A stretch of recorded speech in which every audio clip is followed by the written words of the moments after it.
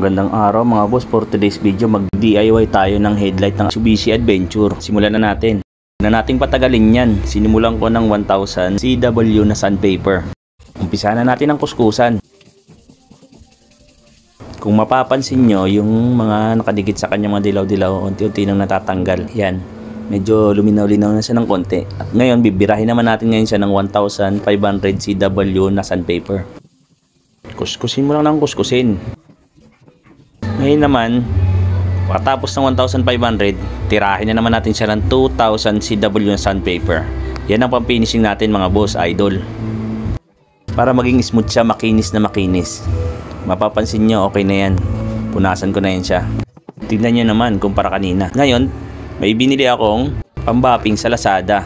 Budget meal lang yan mga idol. Yung maliit na bilog na dilaw, dyan mo siya pipihitin para lumakas at humina siya mga idol, mga boss.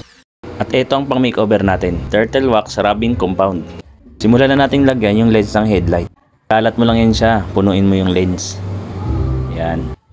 Then umpisahan natin i-polish. Yan. Tiyagahan lang to mga boss.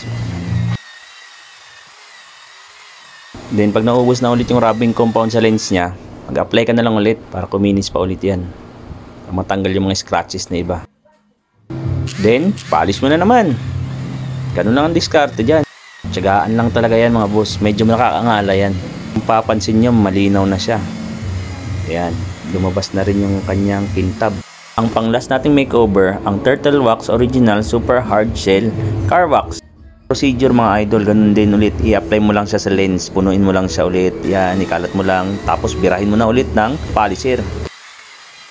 So yan mga boss. Punasan ko na lang yan. Kita nyo naman, ang linis na yan. Kumintab siya kaysa sa dati kanina. Ayan yung kanina diba? So paano yan mga boss? Sana nakatulong sa inyo. Salamat!